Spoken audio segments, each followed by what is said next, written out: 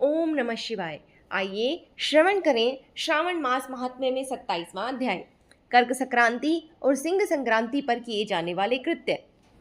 ईश्वर बोले, हे संत कुमार, श्रावण मास में कर्क संक्रांति और सिंह संक्रांति आने पर उस समय जो कृत्य होता है उसे भी मैं अब आपसे कहता हूँ। कर्क संक्रांति और सिंह संक्रांति के बीच की अवधि में सभी नदियां रजस्वला रहती हैं, अतः समुद्रगामिनी नदियों को छोड़कर उन सभी में स्नान नहीं करना चाहिए। कुछ ऋषियों ने यह कहा है कि अगस्त्य के उदय पर्यंत ही वे रजस्वला रहती हैं। जब तक दक्षिण दिशा के आभूषण स्वरूप अगस्त्य उदित नहीं होते तभी तक वे नदियां रजस्वला रहती हैं और अल्प जल वाली कही जाती हैं। जो नदियां पृथ्वी पर ग्रीष्म ऋतु में सूख जाती हैं, वर्षा काल में जब तक 10 दिन ना बीत जाएं तब तक उनमें स्नान नहीं करना चाहिए। जिन नदियों की गति स्वतः 8000 धनुष अर्थात 32,000 हाथ तक नहीं हो जाती तब तक वे नदियां शब्द की संज्ञा वाली नहीं होती, अपितु वे गड्ढा कही जाती हैं। कर्क संक्रांति के प्रारंभ में 3 दिन तक महानदियां रजस्वला रहती हैं। वे स्त्रियों की भांति चौथे दिन शुद्ध हो जाती हैं। हे मुने, अब मैं महानदियों को बताऊंगा, आप सावधान होकर सुनिए। गोदावरी, भीमरथी, तुंगभद्रा, वेणिका, तापी, प्योष्णी ये 6 नदियां विंध्य के दक्षिण में कही गई हैं। भागीरथी, नर्मदा, यमुना, सरस्वती, विशोका, वित्सता ये 6 नदियां विंध्य के उत्तर में भी हैं। ये 12 महानदियां देव ऋषि क्षेत्र से उत्पन्न हुई हैं।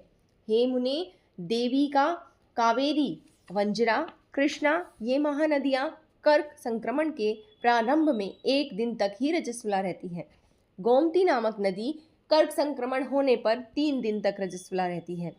चंद्रभागा, सती, सिंधु, सरयू, नर्मदा, गंगा, यमुना, पलक्षजाला, सरस्वती ये जो नद संज्ञा वाली नदियां हैं वे रजोदोष से युक्त नहीं होती।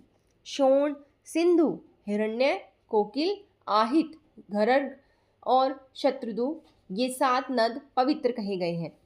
धर्म द्रव्यमयी गंगा, पवित्र यमुना और सरस्वती ये नदियां गुप्त रजोदोष वाली होती हैं, अतः ये सभी अवस्थाओं में निर्मल रहती हैं। जल का यह रजोदोष नदी तट पर रहने वालों को नहीं होता है।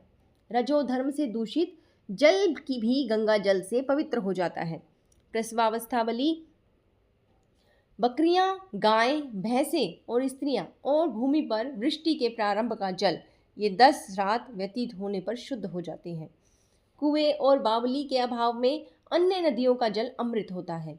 रजोधर्म में दूषित काल में भी ग्राम भोग नदी दोषमय नहीं होती है। दूसरों के द्वारा भरवाए गए जल में रजोदोष नहीं होता। उपाकर्म में, उत्सर्ग कृत्य में, प्रातः काल के स्नान में, विपत्तियों में, सूर्य ग्रहण काल में अथवा चंद्र ग्रहण काल में रजोदोष नहीं होता है। हे संत कुमार, अब मैं सिंह संक्रांति के गो प्रसव के विषय में कहूँगा। सिंह राशि में सूर्य के संक्रमण होने पर यदि गो प्रसव होता है तो जिसकी गो प्रसव करती है उसकी मृत्यु 6 महीनों में अवश्य हो जाती है, इसमें संदेह नहीं है। मैं उसकी शांति बताता हूँ जिसे सुख प्राप्त होता है। प्रसव करने वाली उस गाय को उसी क्षण ब्राह्मण को दान दे देना चाहिए।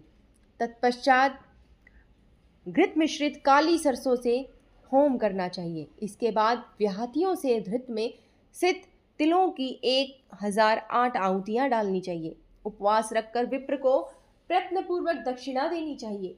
सिंह राशि में सूर्य के प्रवेश करने पर जब गोष्ठ में गो प्रसव होता है तब कोई अनिष्ट आवश्यक नहीं है, अतः उसकी शांति के लिए शांति कर्म अनुष्ठान करना चाहिए।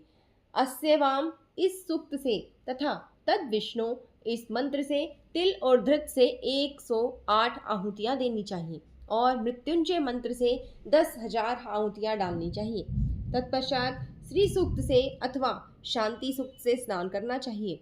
इस प्रकार किए गए विधान से कभी भी भय नहीं होता है। इसी प्रकार यदि श्रावण मास में घोड़ी दिन में प्रसव करे तो उसके लिए भी शांति कर्म करना चाहिए, उसके बाद दोष नष्ट हो जाता है। हे संत कुमार, अब मैं कर्क संक्रांति में, सिंह संक्रांति में और श्रावण मास में किए जाने वाले शुभ प्रद दान का वर्णन करूंगा।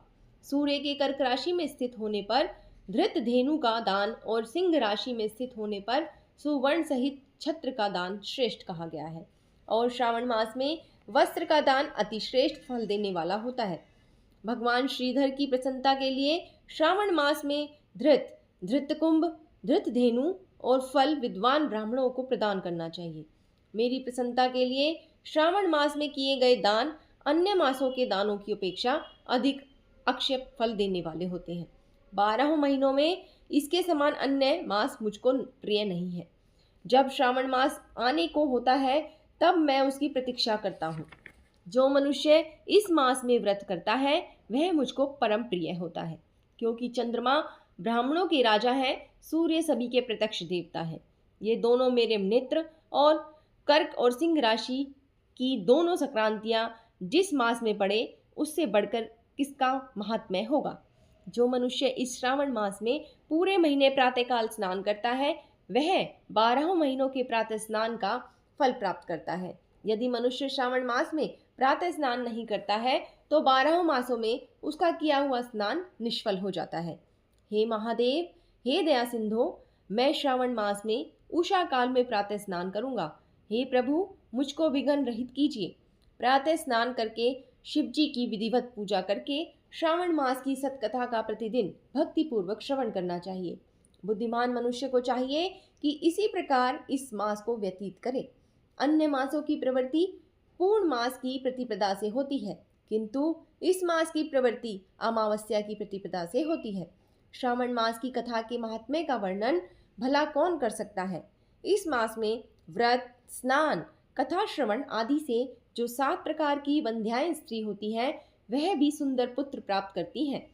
विद्या चाहने वाला विद्या प्राप्त करता है, बल की कामना करने वाले को बल मिल जाता है, रोग आरोग्य प्राप्त कर लेता है, बंधन में पड़ा हुआ व्यक्ति बंधन से छूट जाता है, धन का अभिलाषी धन की प्राप्ति कर लेता है, धर्म के प्रति मनुष्य का अनुराग हो जाता है और भार्य की कामना करने वाला उत्तम भार्य को प्राप्त करता है।